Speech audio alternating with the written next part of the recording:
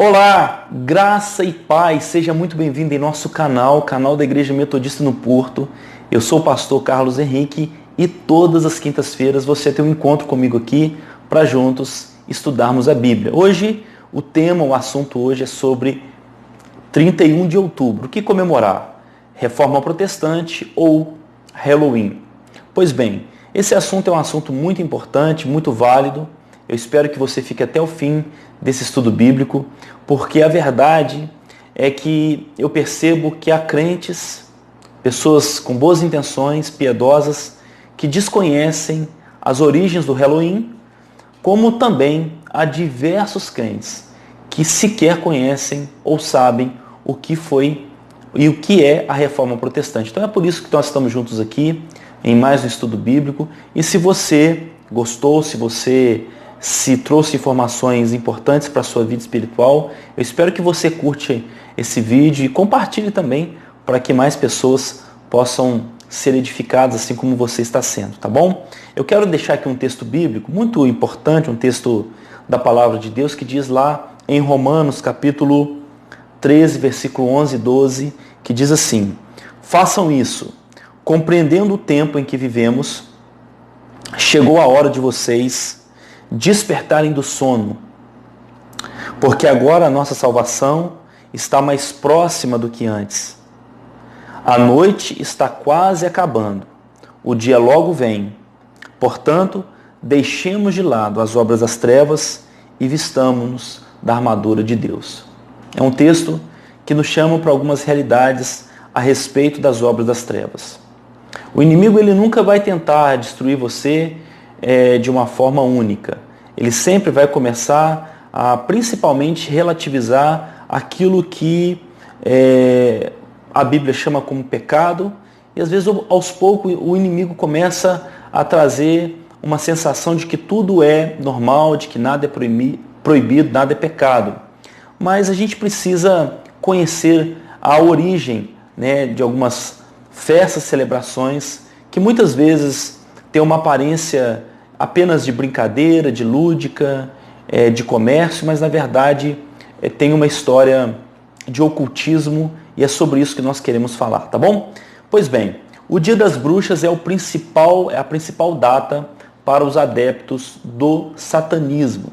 Essa história do Halloween, ela tem origem num povo chamado celta. Esse povo, hoje nós conhecemos como Inglaterra, França, Escócia, Irlanda. Esse povo então, chamado celta, viveu há 500 anos antes de Cristo, 5 séculos antes de Cristo. E naquela época havia algumas situações que foram a origem daquilo que nós consideramos como Halloween, e você vai entender um pouquinho as semelhanças. Pois bem, dia 31 de outubro era o fim do verão. Comemorava-se o fim do verão, e do dia 31 para o dia 1º, naquela época, celebrava o início de um novo ano. E no dia 1º, então, era celebrado também o dia da morte. E eles acreditavam que o Senhor da morte estava vencendo o Deus Sol. Por quê? Porque o frio começava a ficar mais intenso, as folhas das árvores começavam a cair, as noites ficavam mais longas, e eles acreditavam então que o Senhor da morte estava vencendo o Deus Sol. E na noite do dia 31 de outubro, eles acreditavam que as pessoas que morreram naquele ano, o espírito dessas pessoas ficavam vagando entre o céu e a lua. E acreditava-se então que o Senhor da morte ajuntava esses espíritos que estavam vagando, que estavam perambulando, e que a única oportunidade que esses espíritos tinham para poder reviver era possuindo algumas pessoas. Então, no dia 31, as pessoas elas apagavam as lareiras das suas casas, aquilo que aquecia os seus lares, para tornar as casas mais indesejadas, eles começavam a se vestir de fantasias macabras e eles saíam, as pessoas saíam para as ruas para oferecer oferendas, sacrifícios humanos, sacrifícios animais, de modo que esses espíritos fossem confundidos e que esses espíritos malignos, espíritos que estavam vagando, pudessem aceitar essas oferendas que eram oferecidas em vez de possuir as pessoas que então estavam na cidade, que estavam vivas. Isso era então uma tradição que começou a ocorrer naquela época.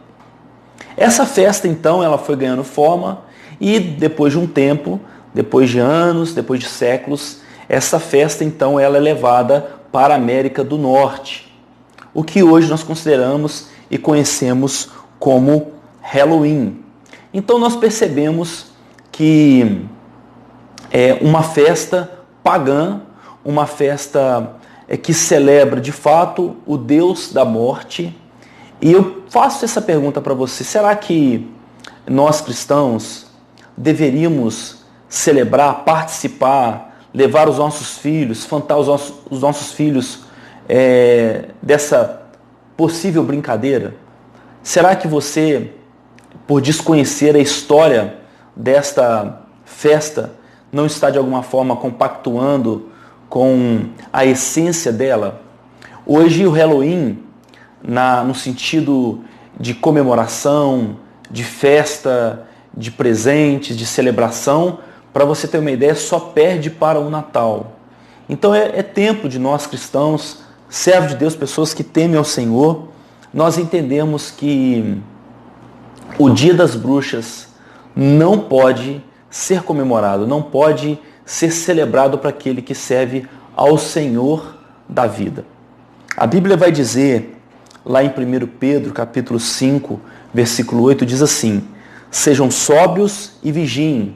O diabo, o inimigo de vocês, anda ao derredor como um leão, rugindo e procurando a quem devorar. Existem diversas semelhanças, então, entre o Halloween de hoje e o Halloween, o Dia das Bruxas, nas suas origens.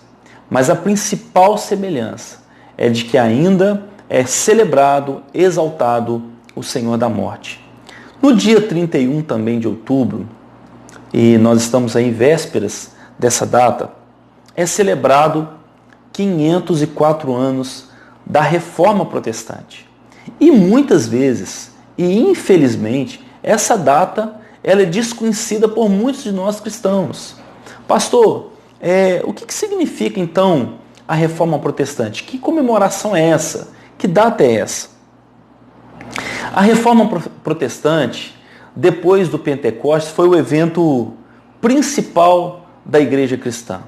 A gente precisa lembrar que até 1517 havia apenas uma igreja chamada Igreja Cristã. E essa igreja, ao longo dos anos, ao longo da sua trajetória, infelizmente ela foi se corrompendo, ela foi se misturando ao paganismo, a alguns tipos de culto, a crença, até que alguns reformadores, alguns homens, antes de Martim Lutero, que era um monge agostiniano, alguns tentaram reformar, tentaram trazer a essência novamente para a igreja.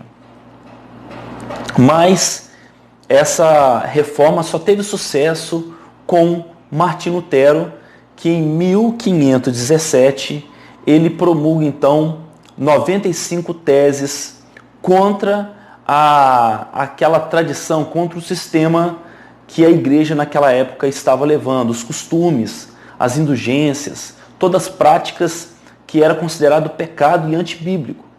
E Lutero, então, ele vai fundamentar a Reforma Protestante em 5 pilares.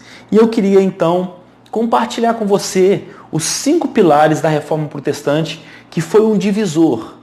E aí, a partir daí que vai surgir a igreja, a católica, apostólica romana, e vai surgir, então, o movimento protestante, que vai dar início ao luteranismo, ao calvinismo, e as igrejas como nós conhecemos, como Batista, presbiteriana, metodista, Assembleia de Deus, várias dessas igrejas vão então seguir a corrente da Reforma Protestante, um evento importantíssimo. Então Lutero ele vai trabalhar em 5 pilares, aquelas 95 teses que ele fixou na porta da igreja em Wittenberg, na Alemanha. Pois bem, vamos lá. Primeiro pilar, somente a Escritura.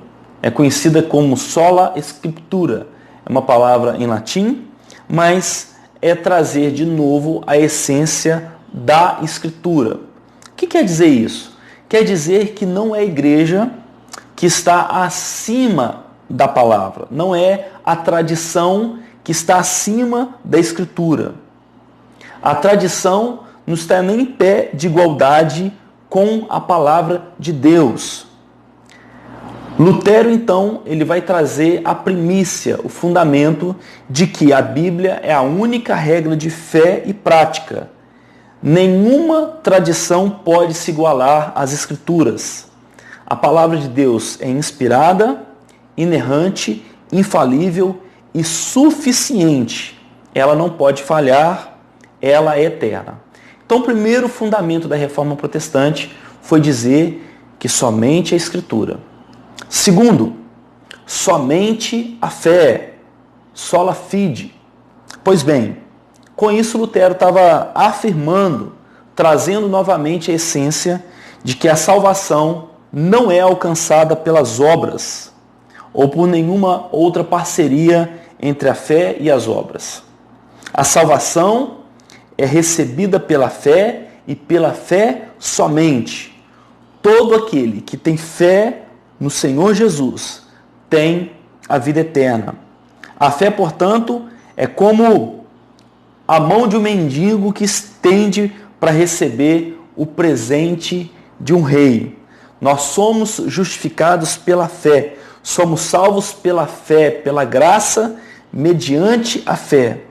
As obras não são a causa da nossa salvação, mas a nossa evidência. Então, dessa forma, Lutero está dizendo que o seguinte, a pessoa que é salva pela fé, ela vai levar as boas obras, mas não é as boas obras que nos leva à salvação. Então, foi o segundo fundamento, somente a fé. Primeiro, somente a Escritura, somente a palavra de Deus. Segundo, somente a fé. Terceiro, somente a graça.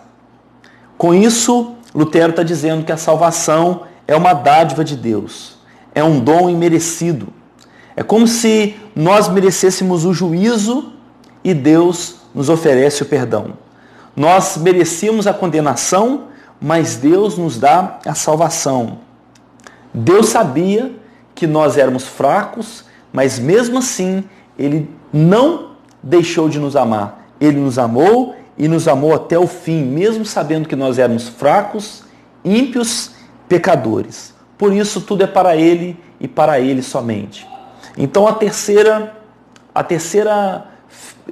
exemplo, terceiro pilar é de que a salvação é somente pela graça.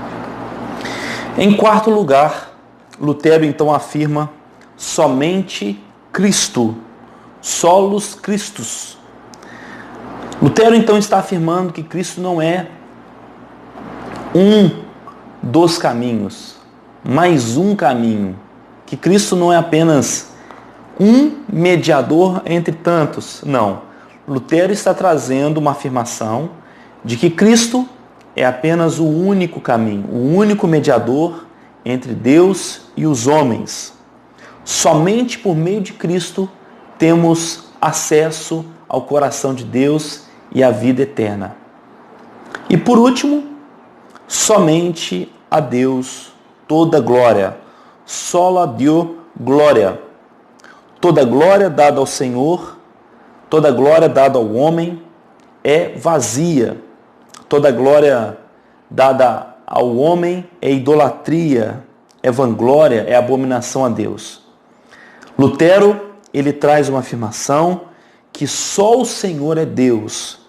Nenhum outro propósito, por mais elevado, pode dar significado à nossa vida.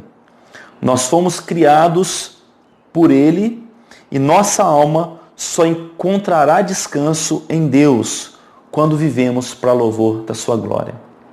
Pois bem, foram 5 pilares. Primeiro, somente a Escritura. Segundo, somente a fé. Terceiro, somente a graça. Quarto, somente Cristo. E 5, somente a Deus a glória. E agora eu deixo para você, então, refletir sobre isso. Dia 31 de outubro, você deseja comemorar, vai comemorar o Dia das Bruxas, o Dia do Senhor da Morte, ou você então vai celebrar a Reforma Protestante, que trouxe a essência daquilo que é cristão, daquilo que é princípio do Senhor, daquilo que é orientação bíblica para as nossas vidas. Quem decide é você, Deus quem te deu o livre-arbítrio, mas é nossa obrigação como pastores instruir. A palavra do Senhor diz que o povo às vezes é destruído porque lhe falta conhecimento, e eu espero que essa reflexão, esse estudo possa trazer orientação, iluminar a sua mente e principalmente aquecer o seu coração. Que Deus te abençoe e até a próxima quinta, se assim Deus nos permitir.